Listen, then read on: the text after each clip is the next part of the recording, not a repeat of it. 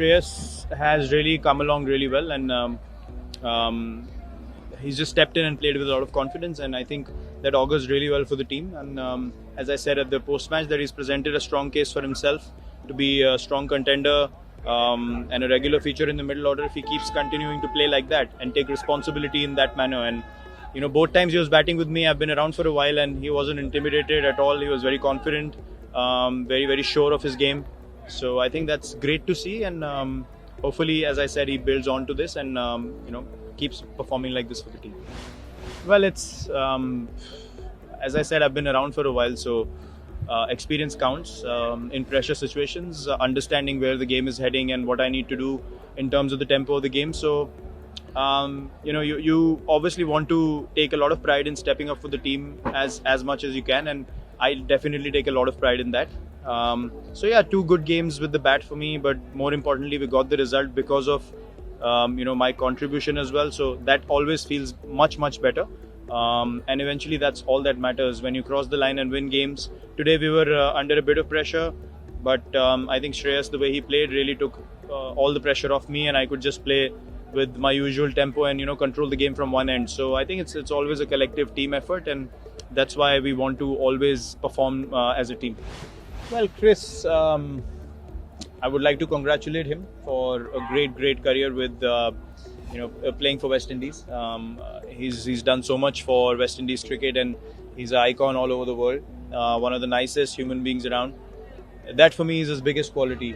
Everyone knows about his cricket, but I think the kind of person he is, and so helpful with the youngsters, and so fun-loving, and always smiling, and even in the most precious situations, he's always smiling. So for me, Chris Gayle, the person, is the best part of him. The cricket everyone knows, but I've been fortunate enough to spend a lot of time with him as a friend, and get to know him as a person, and he's a gem of a human being. So I think he can be really proud of that. Firstly, firstly we were glad that we got 2 wickets, and then it rained for a bit to break the momentum. But then during the break as well, we were quite nervous, to be honest, because the Duckworth Lewis would have taken the game way past something that we could have gotten at that stage.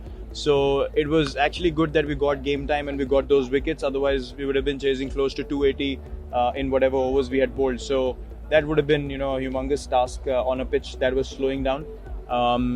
But yeah, I mean, when Chris and Lewis play like that, you understand why they are rated as 2 of the most dangerous players in the world, especially in white ball cricket. And we know also in 2020 cricket, when they get going, there's hardly anything you can do as a bowler and as a captain, as a fielding side. I mean, we tried literally everything. We tried to bowl every ball possible, but they were just absolutely brutal, and actually that was tremendous batting by both of them. Well, look, I mean, sometimes you can feel like maybe the situation is not challenging you enough, but in international cricket, I think every day you need to contribute something to your journey. You need to stack up performances, play well under pressure. Even when you have runs to be scored, you make sure that you score enough that the team gets into a good position. So I think what he spoke was absolutely correct.